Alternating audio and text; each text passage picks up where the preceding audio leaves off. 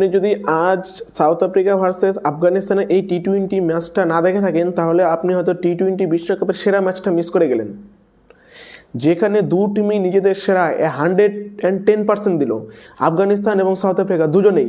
এবং যেই টিম হারলো সেই টিমের জন্য সত্যি খারাপ লাগছে। আর যদি এখানে সাউথ আফ্রিকা হারতো তাহলে সাউথ আফ্রিকার জন্য কিন্তু খারাপ লাগতো। নিজেদের সেরাটা দিল প্রতিটা প্লেয়ার, যে 22 জন প্লেয়ার আজকে মাঠে খেললো, সেই 22 জনের মধ্যে 22 জন প্লেয়ারই কিন্তু নিজেদের সেরাটা দিল। যেখানে প্রথমে ব্যাট করে সাউথ আফ্রিকার, বিশেষ করে কুইন্টন ডিকক এবং রিয়ান রিকেলটন দুজনের ব্যাটিংয়ের উপরে ভর করে সাউথ আফ্রিকা 187 রান তোলে। এবং এই 187 রানের লক্ষ্যমাত্রা যখন 188 রানের লক্ষ্যমাত্রা চেস করতে নেমে আফগানিস্তানে কিন্তু প্রথমেই ব্যাটিং ধরাশায় নেমে যায়। সেখানে হচ্ছে সাদিকুল্লাহ অটল এবং হচ্ছে সেই ইব্রাহিম জারদান থেকে নিয়ে সবাই কিন্তু হচ্ছে একেবারে ঘোল খেয়ে যায়, কিন্তু টিকে থাকে শুধুমাত্র একজন, সেটা হচ্ছে রহমতুল্লাহ গুরবাজ। রহমতুল্লাহ গুরবাজ আজকের ম্যাচে যেন তার 200% দিল। সুপার ওভারে বলেন, এমনি দিকে বলেন, সব দিকে 42 বলে 84 রান ইনিংস করলো। টপ অর্ডারে একাই রহমতুল্লাহ গুরবাজ টিকে থাকলো, ম্যাচটাকে ধরে ধরে নিয়ে গেছিলো। এবং শেষের দিকে আসে রাশিদ খান এবং নূর আহমেদ। রাশিদ খান এবং নূর আহমেদের মতন একজন বলার ফিনিশিং দিয়ে 188 রানের টার্গেটটা চেস করতে ব্যর্থ হয়ে গেলো। এবং সেখানে নো বলও হয়, ফ্রি হিটও পাওয়া যায়, কিন্তু তারপরেও তারা রান আউট হয়ে যায়।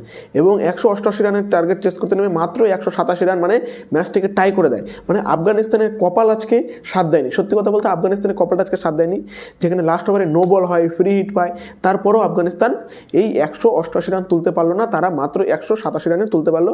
মানে ম্যাচ হয়ে গেল টাই। ম্যাচ টাই হওয়ার পরে আফগানিস্তান আবার ব্যাটিংয়ে আসলো। আফগানিস্তান ব্যাটিংয়ে এসে তুললো 17 রান।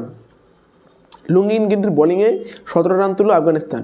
এবং এই 17 রানের লক্ষ্যমাত্রা টার্গেট নেমে সাউথ আফ্রিকা প্রথম 3 বলে মাত্র 7 রান। 4 নম্বর বলে ট্রিস্টান স্টাফস 4, 5 নম্বর বল ডট, 6 নম্বর বল 6। মানে ট্রিস্টান স্টাফসের যে আজকে কপালটা সত্যি সাথ দিয়েছে।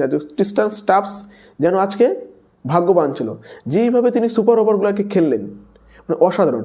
তারপরে 17 রানের টার্গেট ড্র হয়ে যায়। সেকেন্ড টাইম আবার বোলিং করতে আসে, সেখানেই কিন্তু হয়ে যায় আফগানিস্তানের তাদের সব থেকে বড় ভুল। তারা সেখানে বোলিং দিয়ে দেয় আজমদুল্লাহ উমারজাইকে, যে কিনা একজন হচ্ছে ফাস্ট বোলিং অলরাউন্ডার। কিন্তু আমরা এখানে বুঝতে পারবো না রাশিদ খান কেন বোলিংয়ে আসলো না এই সেকেন্ড যখন পাওয়ার প্লেট হলো সেখানে সুপার ওভারটাতে। কারণ রাশিদ খান হলো আফগানিস্তান টিমের সব থেকে বড় নির্ভরযোগ্য বোলার। রাশিদ খানের থেকে বড় বলার আফগানিস্তান দলে নেই। আফগানিস্তানের দলে রাশিদ খানের থেকে বড় সুপারস্টার নেই। কিন্তু রাশিদ খান কেন নিজেকে ছুপিয়ে রাখলো, বা রাশিদ খান মনে হচ্ছে যেন এই টি-20 সিরিজ, এই যে বিশ্বকাপটাতে রয়েছে, সেখানে নিউজিল্যান্ডের বিরুদ্ধে দেখলাম ফার্স্ট 15 ওভারের মধ্যে তিনি নিজের স্পেল করে বেরিয়ে গেলো। এই যে আজকে সাউথ আফ্রিকার বিরুদ্ধে, সেখানেও কিন্তু তিনি নিজেকে ছুপিয়ে রাখলো। সেখানে তিনি আজমদুল্লাহ উমারজাইকে বোলিং দেয়, এবং এইটাই হচ্ছে সবথেকে বড় ভুল। এবং এই বড় ভুলের মাসলটা কিন্তু দিতে হয়। সেখানে ট্রিস্টান স্টাফস এবং ডেভিড মিলার মেরে 21 রান তুলে দেয়। সেকেন্ড পাওয়ার প্লেতে ট্রিস্টান স্টাফস এবং হচ্ছে ডেভিড মিলারের সৌজন্যে সাউথ আফ্রিকা 21 রান তুলে, এবং হচ্ছে 22 রানের লক্ষ্যমাত্রা থাকে সুপার ওভার। এবং সেখানে সাউথ আফ্রিকাও বোলিং দিয়েছিল কেশব মহারাজাকে। কেশব মহারাজার মতন একজন স্পিনার বোলার, কিন্তু পাওয়ার প্লেতে বোলিং করার মতন অতটাও নির্ভরযোগ্য না, সেটা ভুলই হয়।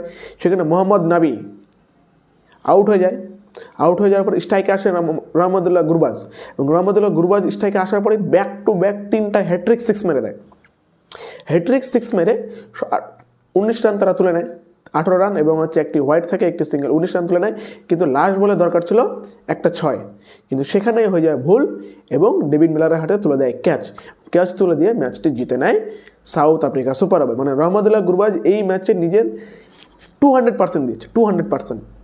সেই পাওয়ার প্লেতে ব্যাটিং বলেন, সুপার ওভারে ব্যাটিং বলেন, বা টপ অর্ডারে নিজেকে ধরে রাখে এবং প্লাস 200+ স্ট্রাইক রেট মেনটেন করা, এরকম কন্ডিশনে যেখানে একের পর এক উইকেট চলে যাচ্ছিলো, যেখানে সবাই আউট হয়ে যাচ্ছিলো, সেখানে ইব্রাহিম জারদান আউট হচ্ছে, সাদিকুল্লাহ অটল হয়ে যাচ্ছিলো, রুশোল আউট যাচ্ছ, আহমদুল্লাহ উমারজাইও টিকতে পারেনি, কিন্তু সে টিকেছিল এবং 200+ স্ট্রাইক রেটে তিনি ব্যাটিংটা করেছিল। এবং রানটা চেজ হয়ে যাচ্ছিলো, কিন্তু রানটা চেজ হতে পারলো না, ব্যর্থ হয়ে গেলো, এবং সাউথ আফ্রিকা ম্যাচটা সুপার ওভারে জিতে গিয়েছে। এবং এই ম্যাচটা দেখে মনে হলো যে আমরা ইতিহাসের সেরা ম্যাচ দেখলাম টি-20 বিশ্বকাপে। বিশেষ করে কালকে আমরা দেখলাম নিউজিল্যান্ডের ডোমিনেন্স, যেখানে 10 উইকেটে তারা ম্যাচটা জিতে নিল। আজকে আমরা দেখলাম টিম ওয়ার্ক, মানে একটা টিম দলবদ্ধভাবে যদি একটা টিম ভালো মতন খেলে তাহলে কী করা যায় বা কী করে ম্যাচটা জিতে যায়, সেটা কিন্তু আজকের ম্যাচটাতে আমরা দেখতে পেলাম।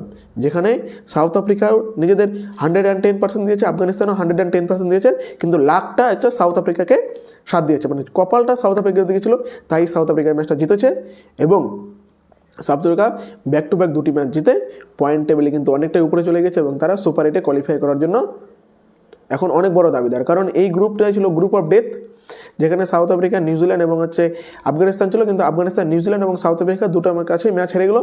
তাই এই বছর আর আফগানিস্তানে কিন্তু সুপার 8-এ বা সেমিফাইনাল কোয়ালিফাই করা এই বছর আর হচ্ছে না। তাই আফগানিস্তানকে আবার নেক্সট টাইম ট্রাই করতে হবে, নেক্সট ওয়ার্ল্ড কাপের জন্য অপেক্ষা করতে হবে। কে কে এই ম্যাচটি দেখেছো অবশ্যই জানাবা এবং কমেন্ট করবা। ধন্যবাদ।